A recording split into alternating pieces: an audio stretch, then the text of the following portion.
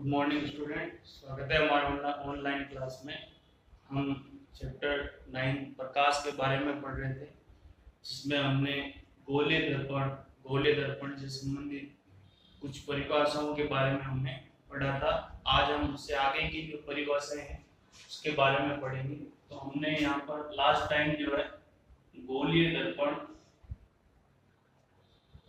गोलीय दर्पण से संबंधित परिभाषाओं के बारे में पढ़ा था। परिभाषाएं जिसमें हमने वक्रता केंद्र, वक्रता त्रिज्या और ध्रुव के बारे में पढ़ा था। इनकी परिभाषाएं पढ़ी थी। आज हम उससे आगे जो परिभाषा है मुख्य अक्ष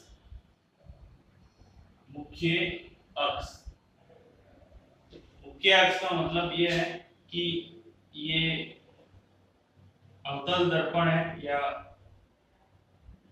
ये इसका ध्रुव बिंदु है और ये इसका वक्रता केंद्र है। तो वक्रता केंद्र और ध्रुव को मिलाने वाली काल्पनिक रेखा को मुख्य अक्ष कहा जाता है। तो इसमें आपको ये बताना है कि गोलीय दर्पण में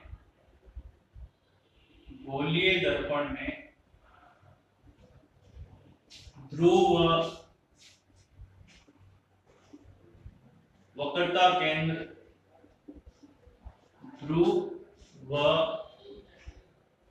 वक्रता केंद्र को मिलाने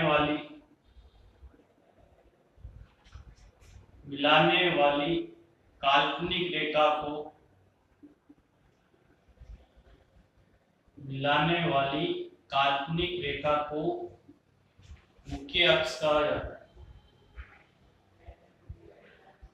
मुख्य अक्ष कहते हैं। तो ये जो है मुख्य अक्ष की परिभाषा है, जो वक्रता केंद्र और ध्रुव इन दोनों से होकर सीधी जाएगी, उसको मुख्य अक्ष कहा जाएगा। और इसमें इस तरीके का डायग्राम बनाना है। फिर इसके बाद में अगली जो परिभाषा है वो है मुख्य फोकस।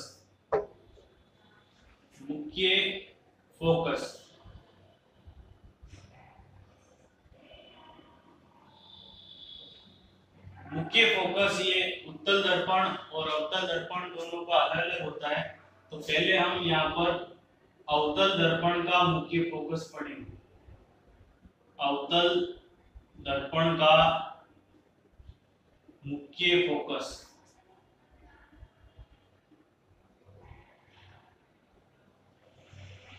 तो अवतल दर्पण का मुख्य फोकस इसमें इस तरीके से ये अवतल दर्पण है। इस अवतल दर्पण में यहाँ पर बीच में ये इसका ध्रुव है और ये मुख्य अक्ष से ये लाइन और ये वक्रता केंद्र है। अवतल दर्पण में मुख्य अक्ष के समांतर इस तरीके से समांतर आने वाली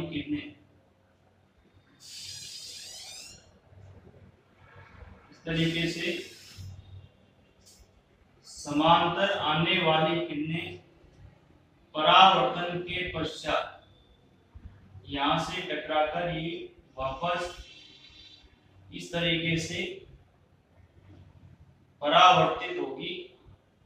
ये किरणें परावर्तन के पश्चात मुख्य अक्ष के एक बिंदु पर मिलती है और जिस बिंदु पर मिलेगी उस बिंदु को मुख्य फोकस कहा जाता है।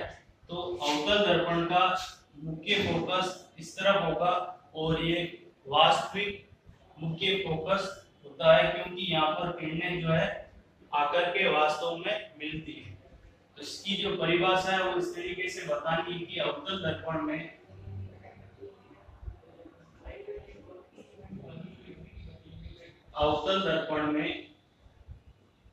मुख्य अक्ष के समांतर आने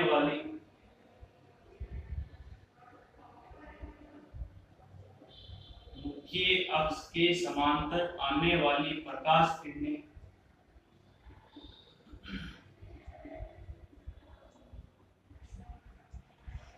परावर्तन के पश्चात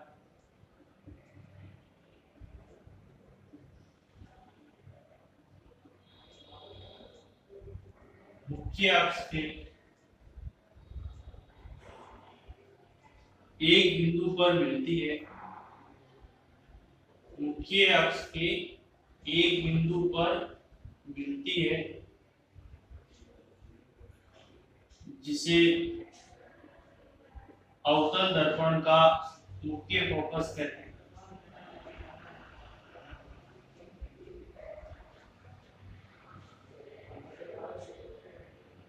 जिसे अवतल दर्पण का मुख्य फोकस कहते हैं।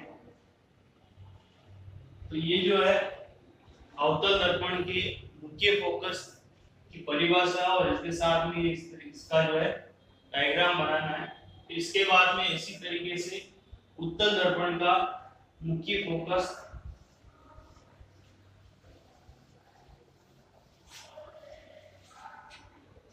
उत्तल दर्पण का मुख्य फोकस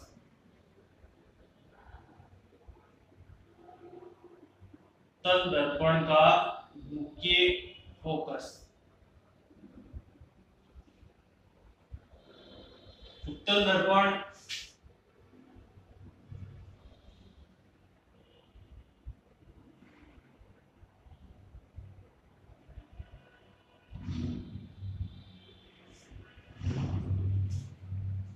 ये मुख्य अक्ष है और इसका वक्रता केंद्र इस तरफ होगा उत्तल दर्पण में। इस मुख्य अक्ष के समांतर आने वाली किरणें इस तरीके से समांतर आने वाली किरणें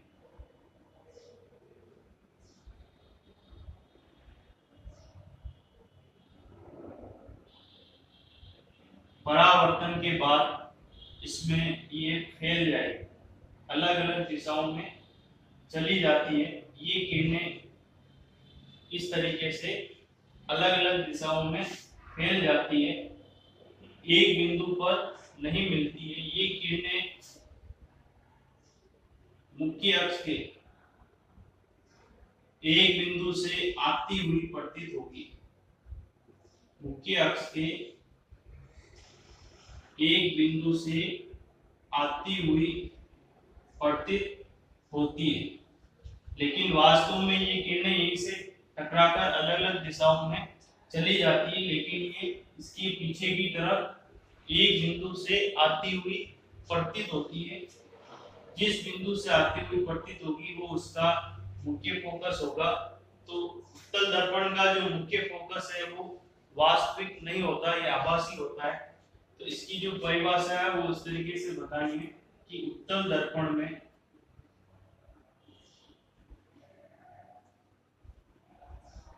मुख्य अक्ष के समांतर आने वाली किरणें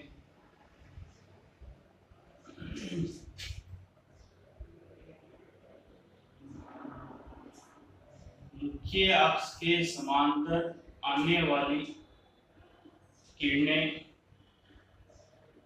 परावर्तन के पश्चात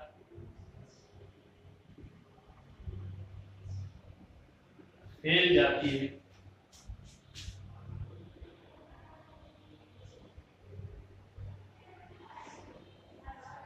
यह किरणें मुख्य अक्ष के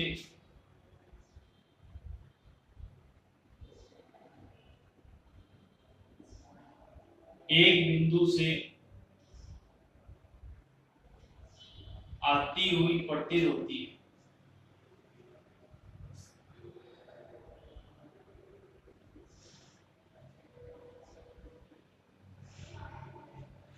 जिसे उत्तल दर्पण का मुख्य फोकस कहते हैं। जिसे उत्तल दर्पण का मुख्य फोकस कहते हैं।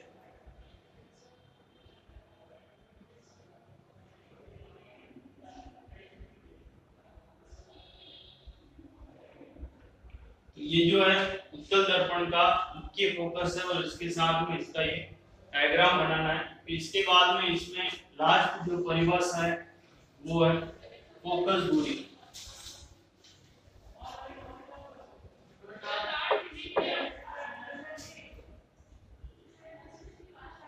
फोकस दूरी।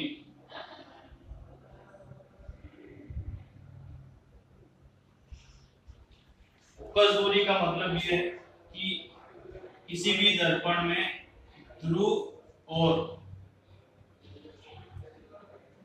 ये इसका वक्रता केंद्र है और ये इसका फोकस है, तो ध्रुव और मुख्य फोकस के बीच की जो दूरी है, ये जो दूरी है, इस दूरी को फोकस दूरी कहा जाएगा। तो इसमें ये बताना है कि दर्पण में ध्रुव व मुख्य फोकस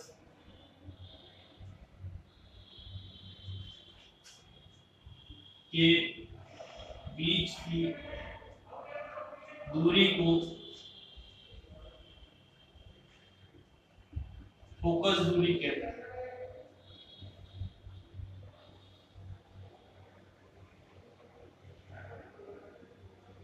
बीच की दूरी को फोकस दूरी कहते हैं।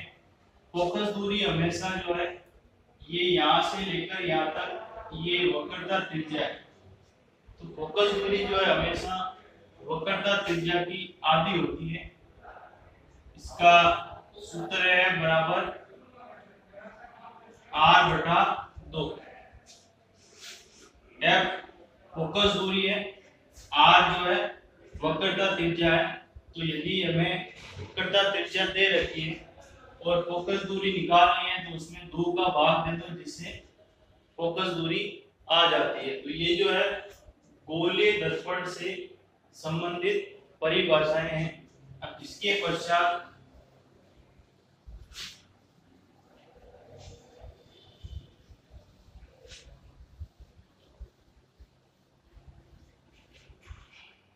कार्तीय चिन्ह परिपाटी के नियम। कार्तीय चिन्ह परिपाटी के नियम।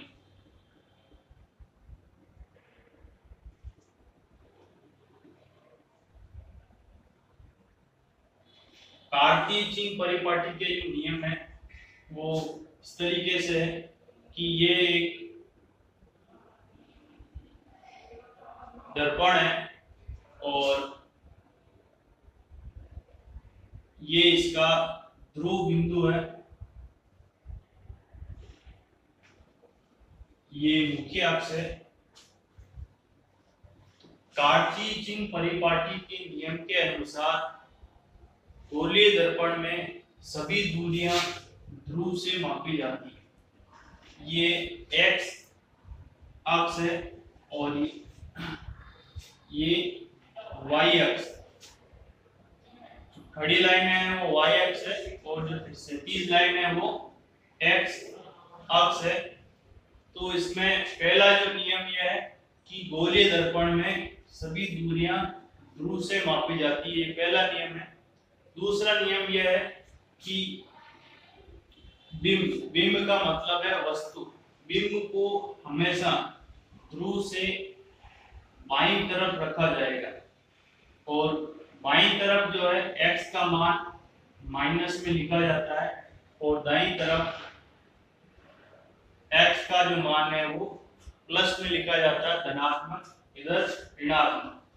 तो बिंब का मतलब है वस्तु को हमेशा बाईं तरफ रखा जाता है, तो बिंब का जो मान है वो हमेशा ऋणात्मक लिखा जाएगा और उससे बनने वाला प्रतिबिंब यदि इस तरफ बनता है तो उसका मान ऋणात्मक आएगा और यदि इस तरफ बनता है तो उसका मान धनात्मक आएगा। इसी तरह जो बिंब और प्रतिबिंब की ऊंचाई है, तो ऊंचाई जो है ऊपर की तरफ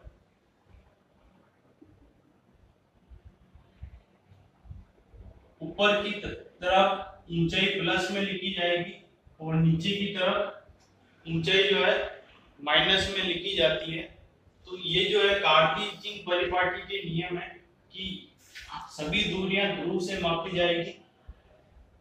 ध्रुव के बाईं तरफ दूरी ऋणात्मक ली जाएगी, दाईं तरफ दूरी जो है धनात्मक ली जाएगी और ध्रुव से ऊपर की तरफ जो ऊंचाई है वो धनात्मक होगी और नीचे की तरफ जो ऊंचाई है वो ऋणात्मक ली जाएगी। तो ये जो है कार्तीय परिपाटी के नियम है। इसके पश्चात अगला जो टॉपिक है जिससे संबंधित बोर्ड एग्जाम में एक प्रश्न जरूर आता है वो है कि प्रतिबिंब का निर्माण। प्रतिबिंब का निर्माण अवतल दर्पण और उत्तल दर्पण दोनों से अलग अलग जो है प्रतिबिंब बनते हैं। प्रतिबिंब बनाने का जो प्रश्न है वो हर साल बोर्ड एग्जाम में पूछा जाता है और ये एक इम्पोर्टेंट टॉपिक है, इसको ध्यान से समझना है। तो कल जो है हम अवतल दर्पण से बनने वाले प्रतिबिंब के बारे में पढ़ेंगे।